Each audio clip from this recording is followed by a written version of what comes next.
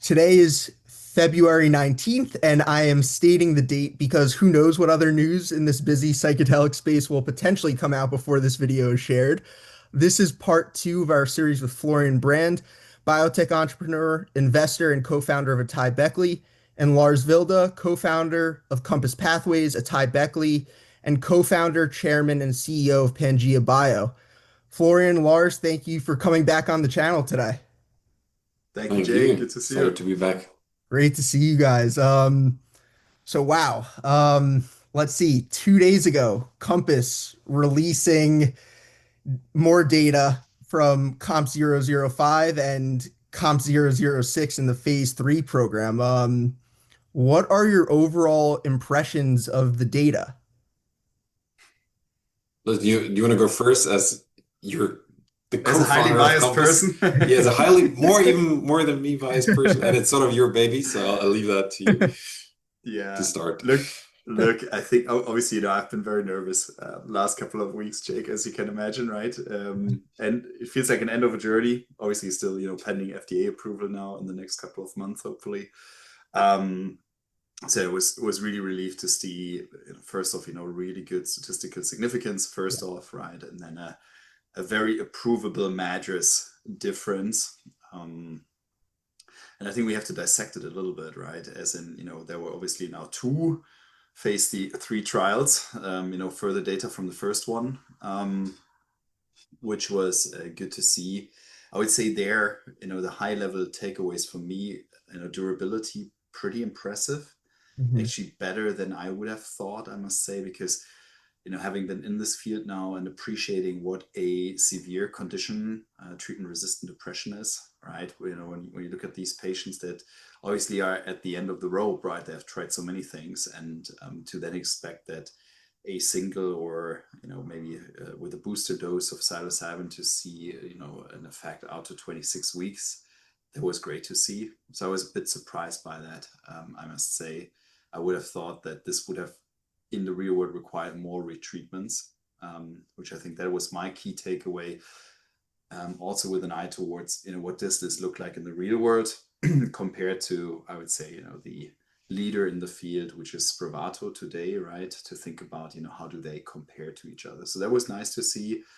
Then I would say the consistency then in the second phase three trial, with a really good MADRS difference at the primary endpoint. That was good to see. So overall, really pleased because now I think we have three pivotal sized trials. What I mean by that is the phase 2B. Back then, when we designed it, we already designed it with the goal in mind that this could also be a pivotal in Europe, where we don't have this stark differentiation, right, between a phase three and a large phase 2B trial versus the US, right? So I think, from a bird's eye perspective, right, we're now looking at close to 1,100 patients in massive trials. And so I think now we really know what COMP360 psilocybin does in treatment resistant depressed patients with a very approvable drug. I think that's nice. And then, some interesting findings that I think warrant further research, probably post approval. Interesting to see that actually the 10 milligram dose seemed to have a somewhat stronger effect than what we've seen in the phase 2B study, where, just to take listeners back in the phase 2B, it seemed that the 10 milligram dose post an initial placebo response did not seem to differentiate from the 1 mg active comparator arm, which in COMP006, which was the second phase three clinical trial, there were two doses given. And the 10 mg dose seemed to actually, the second 10 mg dose seemed to drive a positive treatment effect beyond the effect of the first dose, which is interesting and something that, I would definitely, from a scientific perspective, like to understand more. I think, clearly because you get that strong effect from the 25 mg dose, I think now decision has been made. 25 mg dose is going to be the dose that Compass is going for approval. But there's definitely some interesting thing to be studied and learned from that finding. Absolutely. And like you, Lars, I was also happy to see the durability. And honestly very relieved with the safety profile as well that was shared. That was very encouraging too. Right. I agree. Yeah, I Yeah, think there was everyone had some concerns around, I guess, more signals yep, in the area of suicidal thought, suicidal ideation.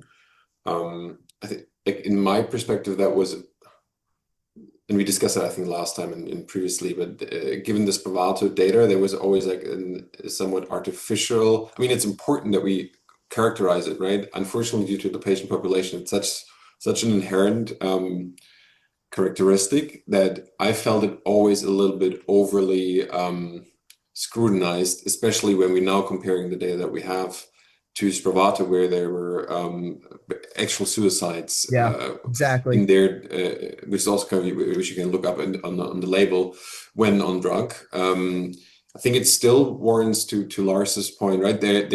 There's some data points that warrant further investigation, and that we just need to kind of be very closely monitoring this. Something that was discussed, which I found interesting on the investor call, was this notion of people in the COMP003, COMP360, COMP006 study with COMP360 had some suicidal, like short-lived suicidal ideation during the experience. So that was quite interesting to hear, and also quite interesting to hear Guy, their CMO, and Steve Levine, their chief patient officer, contextualize that this is somewhat related to, can be kind of related to the experience. So there were kind of four cases, I think it was in the after the second dose, that showed this during the experience, this experience. If you're in the field, it's not a surprise, right? That there's some kind of difficult, challenging experiences that some might describe as kind of suicidal ideation, but I think that is quite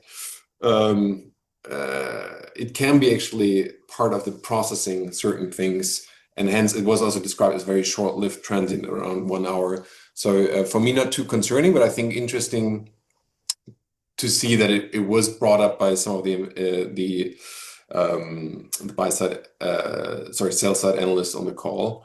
So that was, I think, an interesting one. Yeah, That needs further characterization, but nothing worrisome to me. It's just I agree. I think good that we document rigorously those findings. I think what also was interesting is that what Steve also pointed out, not necessarily on the safety side, but just on I guess who is responding and who's not responding. That basically who all the ones that partially responded or had a kind of a meaningful response, a clinically meaningful response, with the second dose became remitters. And he basically framed it in the way that it's unusual in psychiatry to have a drug where you can basically predict whether a drug is working. Otherwise, it's trial and error, right? SRIs are 10, 12 weeks, then you go into the next one, and then so you don't really know whether there's a partial response or a potential to remit. Here, you seem to have, in a very difficult to treat patient population, based on that data set, you can actually see or foresee a path if there's a partial response that actually ultimately that patient can become in a very difficult to treat indication or into remission. So I found that one quite interesting as well. Definitely. And on the suicidality topic, you know, every antidepressant that I'm aware of has the black box warning. And looking at the benefit risk profile, at least from my perspective, it looked very good in Hmm. TRD, honestly. So, but yeah, no, the data, it's I'm still actually processing this data a bit. I'm curious, do you two feel that this has the phase three data has de-risked COMP360 psilocybin from an approval standpoint? Yeah, I mean, I would say that when you look at Spravato, 1 out of 3 trials were positive, and that led to the approval by the FDA, right? Now with Compass, we have 2 out of 2, and if you count the phase 2B, it's 3 out of 3, Yeah. which is amazing and I think unheard of. I don't think any drug in depression has achieved that. So that's maybe something that wasn't necessarily caught by the analyst community. This is, Mm. I think it's a first. Yeah.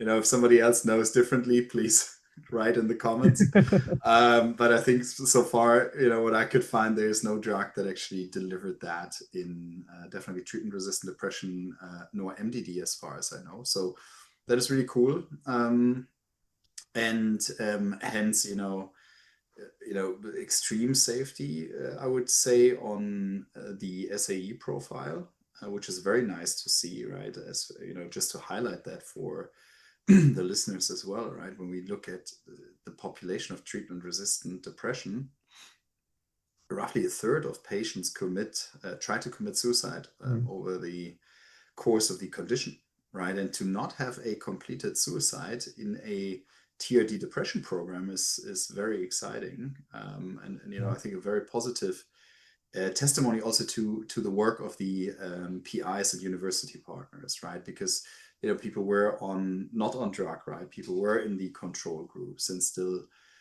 any of these risks were managed adequately. And of course, in the Spravato program, there were completed suicides, Yeah. which were unfortunately expected. So to see none in the COMP360 trials, that's fantastic.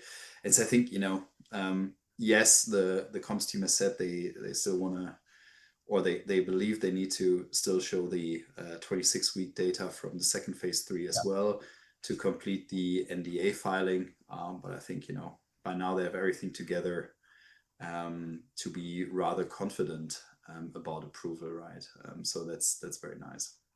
And it's Yeah, also, and add in, sorry. just like chiming in, I think then when you add in the BTD, like breakthrough therapy designation, the positive type B meeting, the rolling submission, right? So I think they have all sort of like all the infrastructure that you need to have like a rapid evaluation of your data set to get quick feedback, and hopefully still this year an NDA filed. Well, I'm hoping that they get this done.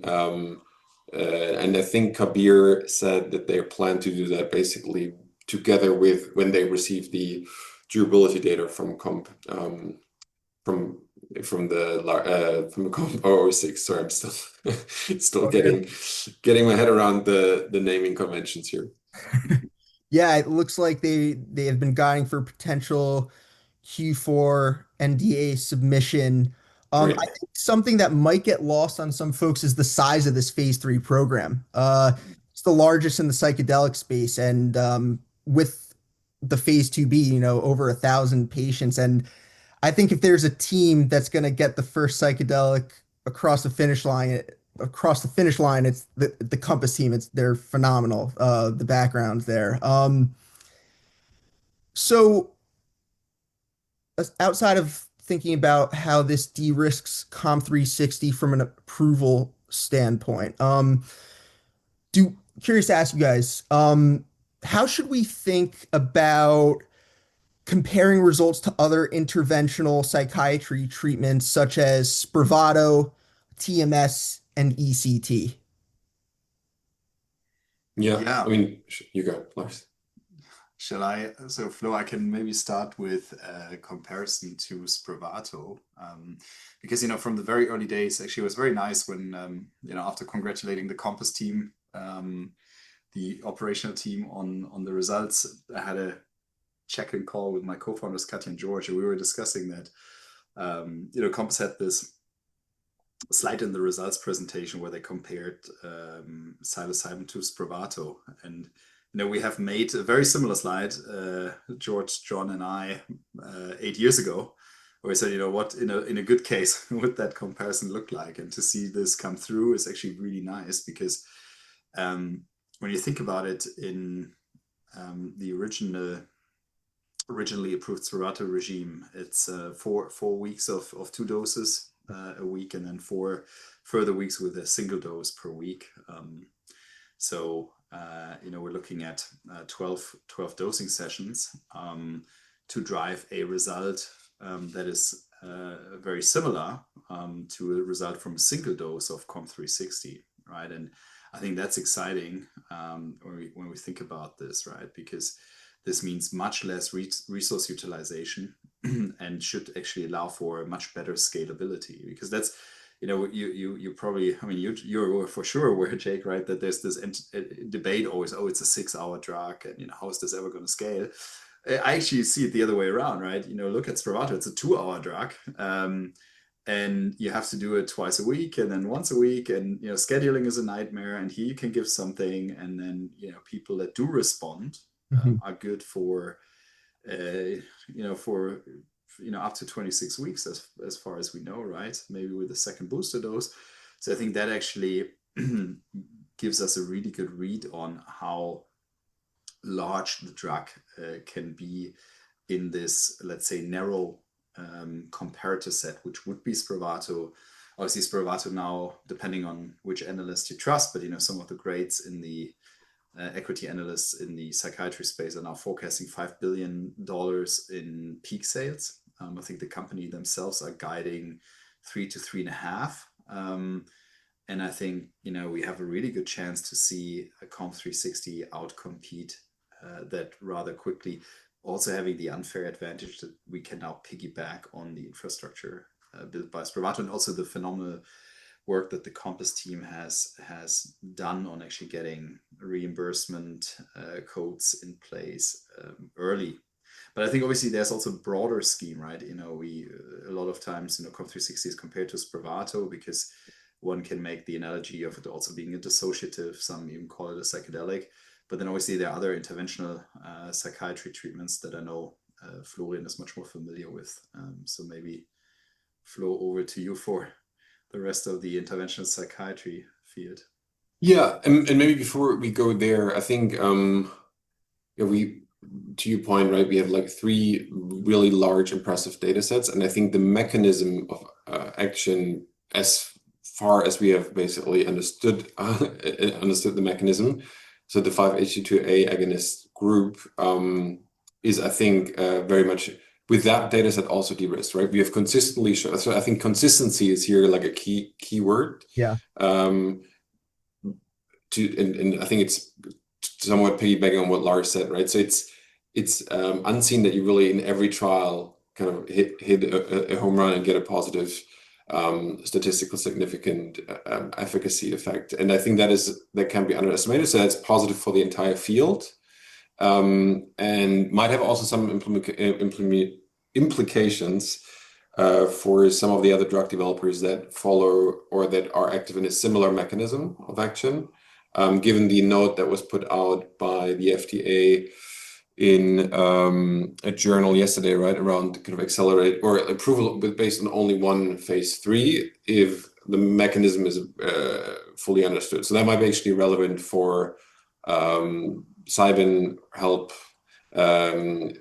So we could discuss that a bit further down kind of at the end of the call maybe, but I think I found that a quite interesting development, right? So we kind of always kind of saw it coming, but they kind of gave a bit more of a granular perspective on safety data required, as well as kind of effect sizes that needs to be seen to basically go that phase 3 route, or like only approval with one phase 3 route. So I think that's quite interesting. But overall, for psychedelics, traditional psychedelics, I think that's a super positive sign. And also, based on the data set that we just received 2 days ago, I think an interesting realization just that it's obviously kind of the people in the field knew that, but it's not this one panacea drug, right? So psilocybin doesn't work for everyone and cures everyone, sends everyone in remission, but there seems to be a certain subset of patients that respond really, really well, right? And I think that's where 5-MeO-DMT, DMT, which have slightly different subjective experiences as well as slightly different mechanisms come in, as well as kind of MDMA and other, like, right? So kind of I'm looking at this entire group, which shows that in the end it will be probably multiple psychedelics that will be approved and will be used, not only one. And I think that's maybe also an interesting observation. But going to the competitor landscape for Compass, because for some time Compass will be the first, I envision, right? Maybe then closely followed by Definium. Sorry, I'm still kind of new to getting used to the new names. Definium and LSD and in GAD, and then subsequently probably also in depression. high hopes there, but like for sure they've been kind of spearheading this field. Will be probably the first. We'll be competing to Spravato, and 100% agree. I would always opt for a day off and doing psilocybin versus 52 weeks every week into a clinic. I think that's much more burdensome for a patient and for the whole healthcare system than doing that. I think in the reality, we discussed that before hitting record, but I think this compound class is uniquely qualified to go along with therapy. We know that SSRIs work better with Yeah. psychotherapy. We know that usually there are always synergistic effects when people combine therapy with a pharmacological intervention. I think this compound class has especially high potential to show those synergistic effects. Also something the management team pointed to in the investor call, but I'm super excited to see that actually play out in the real world, in the hands of physicians, and then actually how this plays out together with kind of the psychotherapeutic wrapper, which is not, which is important that it's not like the company's job to sort of come up with that ideal psychological support or psychotherapeutic support wrapper. I think that is good that we're that the trials were designed the way that they were to get it approved, and then I think now it's up to the Okay. healthcare practitioner community and the real world, living and breathing this kind of new modality to figure out and be also kind of very, very patient specific when it comes to actually deploying that. So a little bit kind of repeating what you guys already talked about, but I thought it's super exciting time, and it will be super exciting to watch what's happening, and maybe be also kind of involved in some capacity what will happen over the next 2-3 years. Then on the TMS and ECT, these are obviously also kind of extremely highly burdensome interventions, right? So I think TMS requires you to do, depending on the protocol that you pursue, I think 30 sessions over 6 weeks or something. So extremely burdensome. Have, of course, some good response and remission rates, right? Same holds true for ECT, but also super invasive, right? Anesthesia is involved. It's just like quite, I mean, for me, really kind of a last resort type of things. And I think we have now something in between of SSRIs and atypicals and these hardcore interventional treatments that are quite invasive. They all have their place, but I'm super excited to have with COMP006 someone that shows equally exciting results, but in a less invasive and burdensome fashion. Yeah, and at the end of the day, we need more.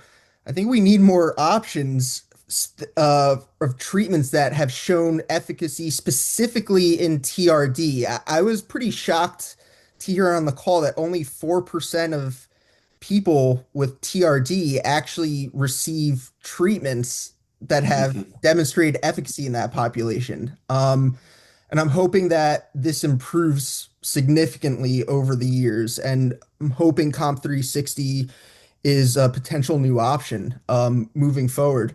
So, Florian, you were speaking a bit about potentially wraparound psychotherapy. I've been looking at the Compass partnerships that they formed when in relation to commercialization activities. You know, some really great names like Hackensack Meridian Health. I grew up right near Hackensack Hospital.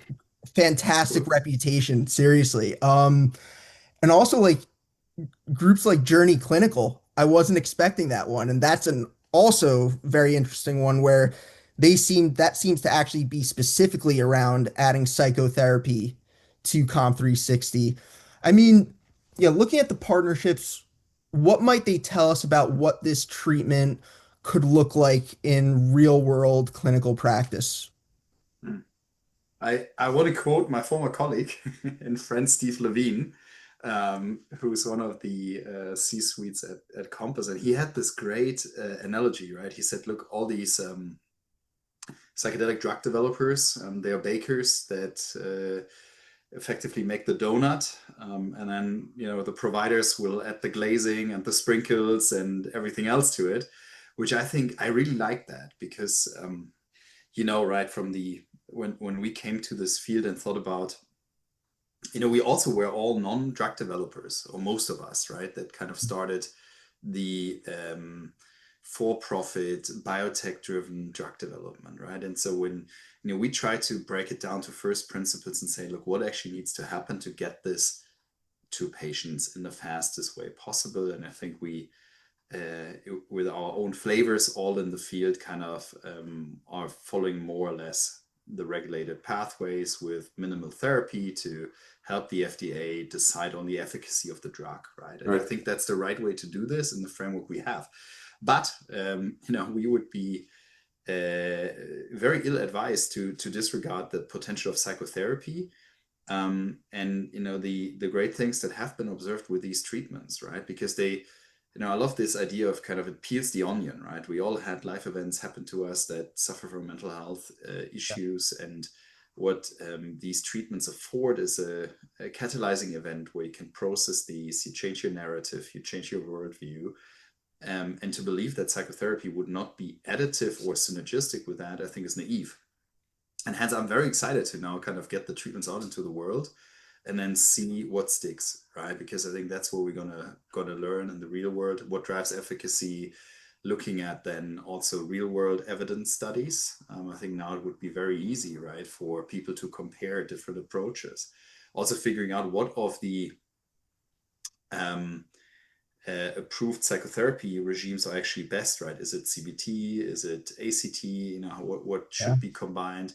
How can you weave in very light touch solutions, such as digital therapeutics that are very scalable, very cheap, but might still help patients integrate better their experiences. You take advantage of the newfound plasticity of the brain to engage in habit change, etc. Right? So there are all of these interesting elements. And what I love about the Compass team now is to be very 80-20, figure out which of these interventional psychiatry players that exist today are going to enable COMP360 to scale, and not being dogmatic on the approach, as you were saying, Jake, right? To work with people that are very heavy on psychotherapy, and then also working with folks that are running very scalable Spravato treatment centers, and just making sure that patients have access. And then I think it will come down to patient choice, right? To see, what do they want to use and where do they feel it's the best fit. And I think, as Florian was saying, right, as in any other field, in psychiatry, right, there are different treatments approved on the same mechanism. And for whatever reason, people respond differently to different treatments. And I think that will extend beyond purely the therapeutic interventions to the wraparound services, be it psychotherapy or anything else as well. 100%. And I think what we also briefly touched on before hitting record is there was a phase, I think, where there was a lot of excitement, and then these additional add-on services or wrapper services, right, that were developed. I think pretty much every company, including also Thai, looked at digital therapeutics and how we can use that for digital phenotyping, and like how we can actually have having a helpful wrapper around the therapy itself and help integrate, etc., and help prepare the patient. But also, I think there's a lot of potential now, while we're basically so very close to approval in commercial stage, to pick up some of those ideas from 2, 3, 4 years ago that were super excited, but maybe a little too early, and now kind of think about how to effectively deploy them along the approved and soon to be approved psychedelic interventions. I think that's super exciting. You mentioned music, right? I think like the session itself, like what can we do with technology and music to be more adaptive, to be more, I guess, create the perfect set and setting for the individual, the patient. And then in the integration part, how can we leverage technology to address still kind of the unmet supply, so to speak, of psychotherapists, right? That's still a big issue. We still have too little psychotherapists, and I think their technology can play a really, really interesting role going forward. Definitely. Yeah. It'll be interesting, yeah, to see what this looks like. I guess maybe, yeah, slightly a concern or something I'm thinking about in the future, like how do we make sure, how is it how do we make sure that this treatment is accessible, Mm. but also where we're not cutting corners to the point where patients aren't getting the care that they need and deserve after what could be a very powerful experience? Yeah, like two thoughts there. One is I think it's up to the practitioners to set those standards. So Okay. APA, the two APAs, right? Yes. Psychiatrists Association, Psychologists Association. I think there's some self-regulation needed. Yeah. Um, that is, I think, one point, and I know that it's happening. So there are folks actually working on exactly that. Great. And then I personally think that having clinics that lead with integrity and high standards and don't cut corners, and do that in a very responsible way can set a standard and can set a great example where they can lead with quality, and that hopefully will lead to them kind of having a competitive advantage in like attracting the patients, and then sort of like setting that minimum bar what we need in terms of how to ethically, with high integrity, deliver these therapies. So maybe that's a little wishful thinking, but I believe ultimately in entrepreneurs and also in the healthcare system to take this and like do that with a right mindset, and that will also lead then to a higher degree of acceptance within the healthcare system. I think that is very true. And I think, there's an analogy, right? When I look at the Netherlands now, they have many centers delivering psychedelic retreats with psilocybin containing truffles. And there's clearly what Florian just described, that people have tremendous experiences and they become advocates for these centers. And so you find this obviously in online reviews and word of mouth, and those are the centers that are long-term successful. And you see the centers that indeed do cut corners, right, and provide subpar services where people are disappointed, didn't like it, Mhm. and those don't have an economic model going forward because of the transparency we have today, luckily, right? And so I think we're seeing that in other jurisdictions where psychedelics are legal, be it Costa Rica with ayahuasca, for example, etc., right, where there are great centers that people like to talk about, like to send their relatives that have mental health issues too. And there are centers where people went and said no one should ever go there, and are very vocal on the social media channels about that. And so I think, hence we will see that in the real world. And obviously when it comes to medical services, I think that will be an even stronger backlash if people would not Yeah. follow good practice. Yeah. And to your point around partnerships, I think it's encouraging to see that there's investor interest in further building out the interventional psychiatry landscape. So I think Radial Health is a great example. That also kind of, at least the way that I could gather, they also kind of playing with ideas and have concrete ideas how to use technology going forward. I think that is a great example that this attracts capital, and they're I think yesterday announced another location. So I think they're building out that infrastructure well advance of the approval. So that's great, right? Yes. To anticipation of all those interventional psychedelic treatments that are coming now or are hopefully will be shortly approved after Compass. So I think it's good to see that these kind of new kids on the block attract capital and are being built out, so that there's evolution there, innovation in that area, but also that they partner with very traditional players, right? So that you have kind of those both, so they don't need only to rely on those innovators to actually deliver the therapy, but that you actually have next to the constructive payer discussion that they have, but also kind of the traditional infrastructure landscape that seems to be super open-minded and like is really waiting for this to be approved.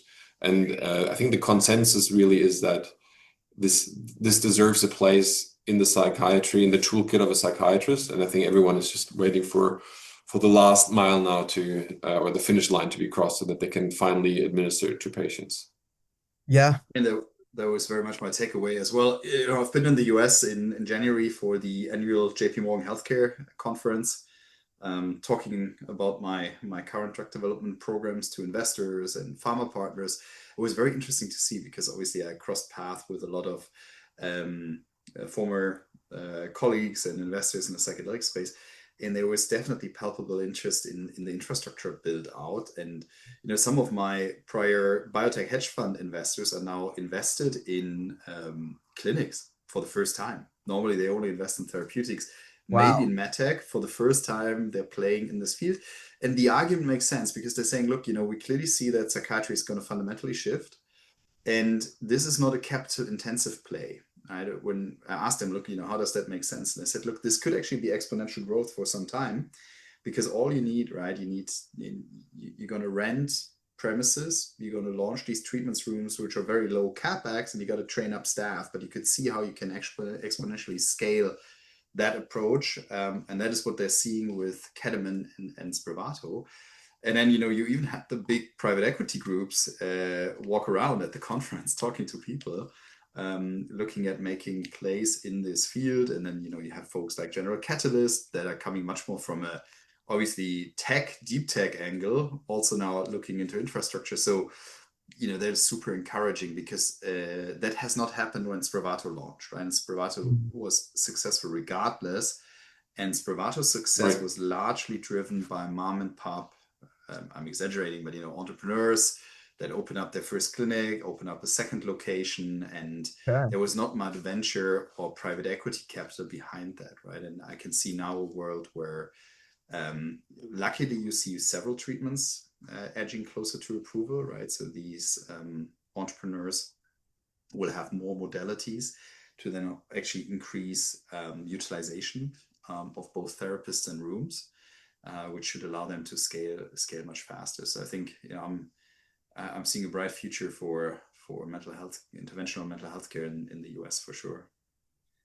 Yeah, and interventional psychiatry is definitely getting a lot more attention. I mean, I know actually an acquaintance, he's getting into psychiatry, and a large part of that it seems to be because of just the promise that these different interventions are showing and treating depression in totally new ways. It's very exciting what the future might look like with this.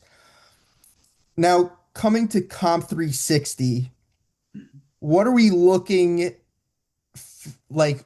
What are we going to be? What should we look out for in the coming months leading up to a potential NDA submission?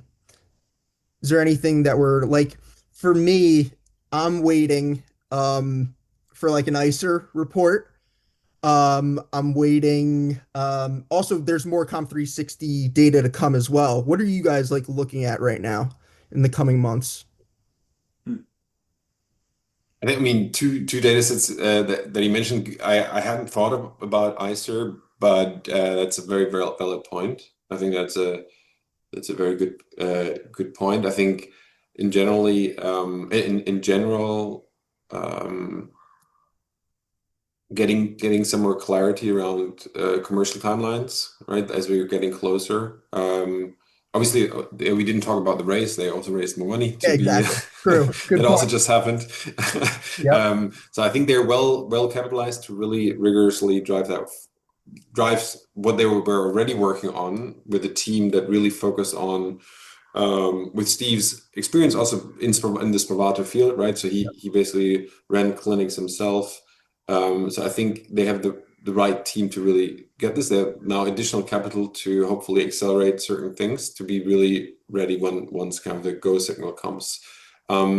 Obviously, there's the PTSD trial, which is interesting, right? So that is additional data coming from compounds Compass eventually. Sorry. And what else? I mean, what I'm really intrigued with now, composites on a ginormous data set, right? So I think Yeah. there will be a lot of very interesting additional analyses that I would expect, knowing Guy, Michael, and the team, I'm sure they're really eager to dive deep into the data. And then I would expect some interesting poster presentations at conferences and then eventually publications, right? The initial phase 2B results we published in NEJAM. Yeah. I would also expect that the phase 3 would make it into a top journal and with further analysis, scrutiny from others looking at that. And then I think, I know the team is very busy, of course, on commercial partnerships. So I think that will definitely be something to look out for. And then, who knows at the moment with the agency what's going to happen there. Obviously, the comps team is known for being rather conservative on their communications, right? And Yeah. the current guidance is let's wait for the long-term follow-up data of COMP006. And then once we have that, NDA filing will go in. But of course, the agency has said that they're looking at rolling data review. We know that, of course, now since whatever it is, 8 years, we have breakthrough therapy designation. There might be a priority review. So I think there might even be situations where approval might be accelerated. I think the base case for everyone should be that, it will take as long as it takes, meaning that, Yeah. the timelines will be what the team has communicated, but there might be positive surprises on top of that, right? And then obviously also, filings in Europe will go in. So I think that's also going to be interesting to see what the European approach will be here. So, and I'm sure the team will have a couple of surprises ready for everyone. Yeah, no, I'm staying on my toes here, waiting just for more data across the space and from Compass. It's like it's just every day waking up, waiting to see new news, and a lot of the times it comes. And speaking of that, I guess like also outside of COMP360, we have plenty of clinical trial readouts. I mean, maybe so. Of course, we mentioned 26-week data from COMP006 and Q3.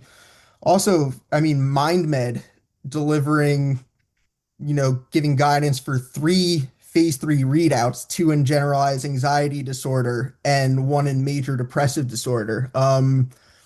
That's going to be very interesting to see what that data looks like coming off that very promising phase 2B data.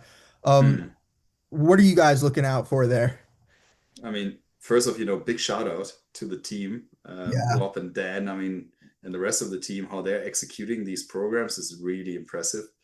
It's no mean feat to execute a phase three program and to be able to kind of bang out, three phase threes this year is really impressive.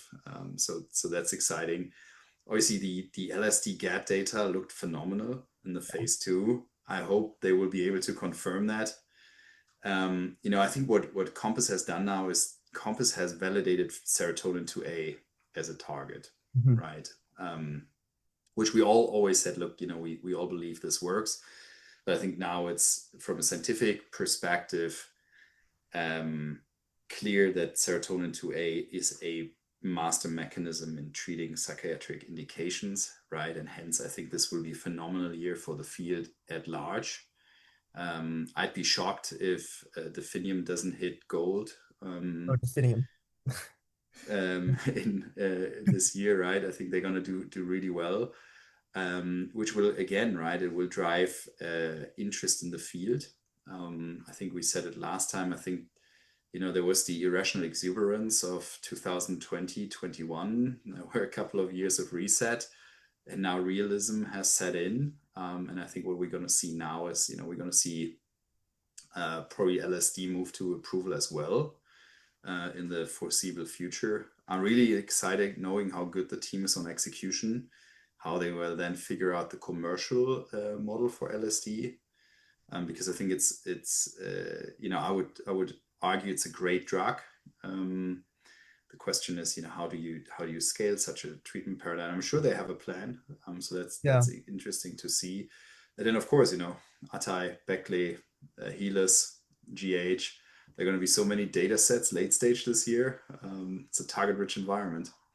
It definitely is. And actually speaking about the duration of LSD, so I guess at the 100 microgram dose, um, ODT formulation, I'm thinking, is it possible that for the vast majority of people, 8 hours is a realistic time frame in the clinic, at least from, Definium, uh, their investor presentations. It's looking that like that's what they're speaking about. Maybe that's the average though. Like I wonder what percentage of people will fit into that window of 8 hours being enough with 100 micrograms with the ODT formulation. Um, so yeah, I'm curious to see if they present data on average time to discharge when they release that phase three data. I think LSD is a very promising psychedelic, and definitely looking forward to that readout. But yeah, no, like you said, there's a lot of it's just so many different readouts coming. I'm looking forward to I think that with psilocybin and LSD, we had a good idea that it was gonna probably be effective. Then with 5-MeO DMT, there was less clinical data to Hmm. validate that, and now it's been much more validated with data from Ty Beckley and GH. I think I'm hoping and think that the next wave here is going to be NNDMT in terms of new results coming out this year. How do you guys feel about the DMT readouts that are coming? You're obviously a little biased here with strongly advocating for DMT as part of the psychiatrist toolbox, based on our conviction during my time at Atai. So that's kind of one of the most exciting one for me because I mean I've been like as close as one can be involved. That's kind of my program in a way, my favorite for this year, just because they were sweat and tears going into this. So that's why I'm biased. And again, like subjectively different, right? So we can talk probably an hour about entities and encounters and downloads and all sort of mythical experiences people have that differ from what they have on psilocybin to LSD to 5-MeO DMT. And I think to I guess somewhat LSD is more comparable to psilocybin. I don't know if you would agree, Lars, but DMT is quite distinct, and 5-MeO is also quite distinct. And MDMA is again also like the MDMA class and pathogen is also quite distinct. So I agree with your previous statements on LSD being quite the risk, the serotonergic 2A, 5-HT2A mechanism. And I think that just quickly coming back to kind of the earlier statement from the release of the FDA, reiterating that they only need one phase three. I think what they wanted to like, they basically point if the mechanism is pretty well understood.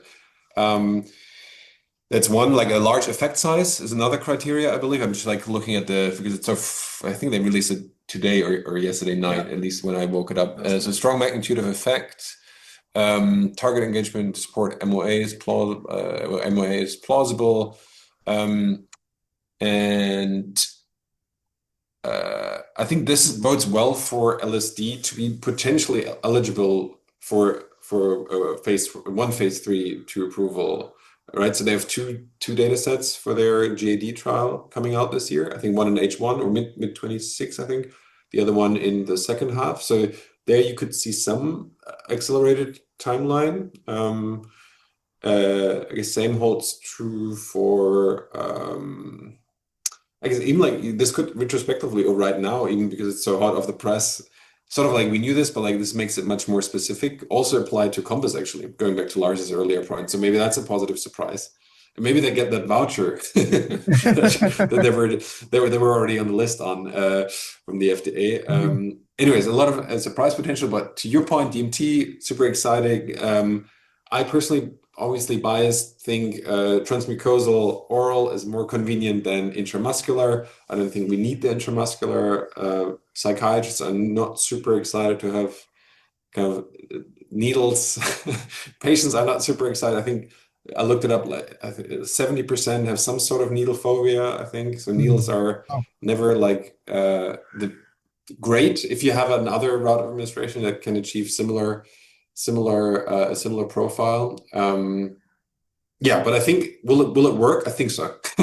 Even in I think they're testing it for GAD, right? So yes. hemolysis, yeah, GAD. Also looking at so patients with comorbid depression are also right. allowed in study, and they're staying on background medication. Helus has used that approach. I mean, it's just so interesting thinking like I've spoke with you guys, I think in our first episode we did together, like looking at 5-MeO, the way it's delivered with a Thai Beckley and GH, it's very could result in a much different experience with 100%.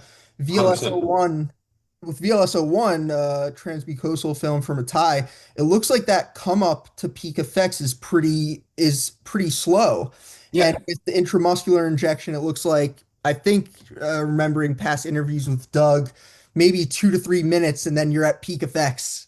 And then so yeah, it really will be interesting to see what that data looks like. For Yeah. And that goes back to kind of the what drives efficacy, right? So my personal opinion is that having some time to process certain things is helpful. It's not like maybe required, but it's certainly additive in terms of therapeutic effect. That's my personal, like next to the neuroplasticity that you induce, having some time to actually work through things, not just being blasted into the universe and then kind of no time and then to reflect or process or process some things or change perspectives. I think it's kind of a lost opportunity actually.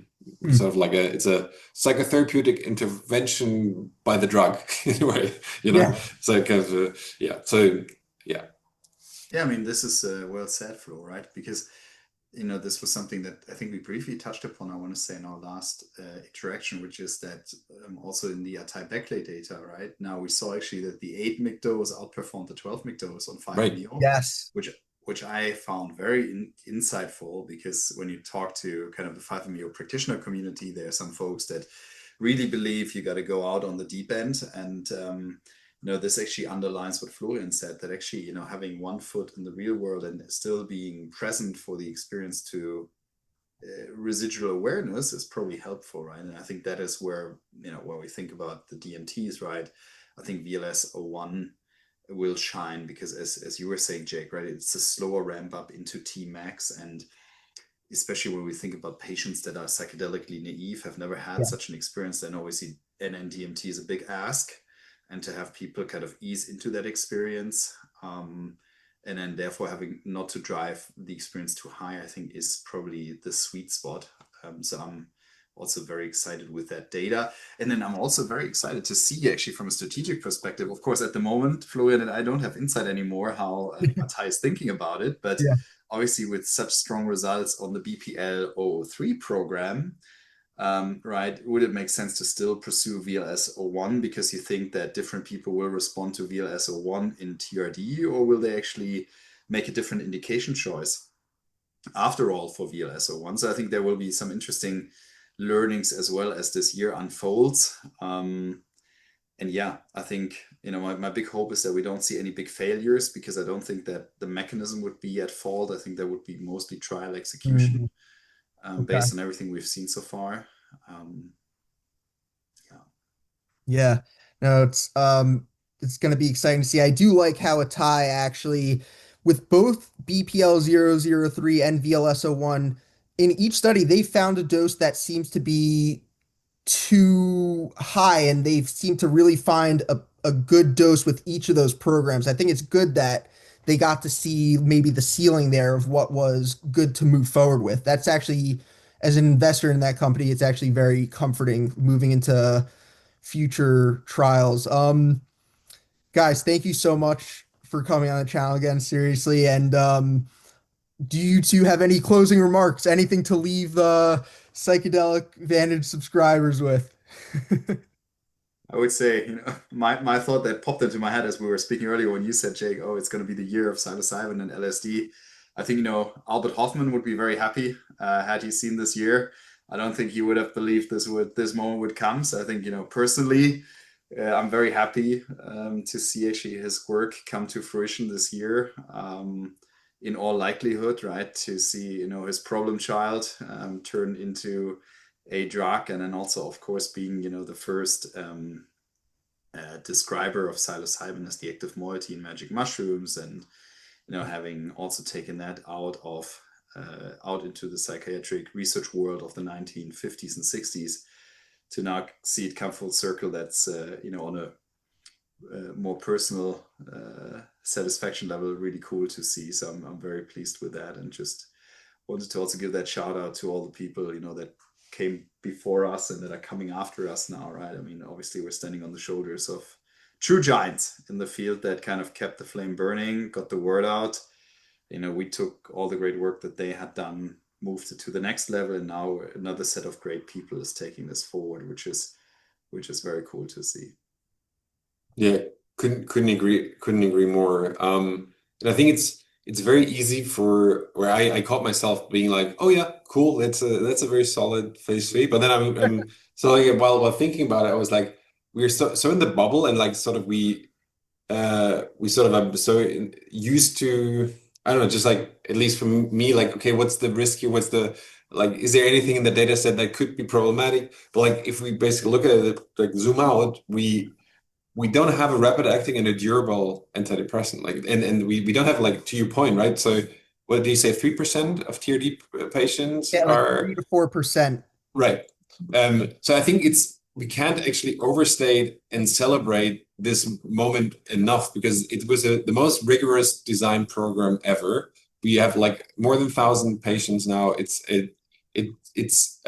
de-risks the entire class, and I think it makes a lot of patients also very hopeful that some of the other attempts in this field will also bear fruit. So yeah, I think I realized that we're in the bubble. We kind of focus on nitty-gritty bits, but like the overall picture of this, it's just astonishing that we had 3 positive trials, solid safety, and are now that close to approval. So that really is exciting, and it's basically kind of sort of also um, um, I think we're now moving actually into into a new phase, right? We've demonstrated clinically, it's scientifically de-risked. I think we can say that the 5-HT2A programs are scientifically completely de-risked now, especially, I mean, let's focus on psilocybin, and now it's really moving to kind of the commercial world, and that is a very exciting phase in itself. So I'm very optimistic and very excited, and I'm really looking forward what's still to come with Compass and the entire field. It's always amazing to follow the progress, and like I left off the first episode with you guys, yeah, more news coming. So it's exciting to see. Thank you both so much again. Really appreciate it. Thank you. Likewise, Jake.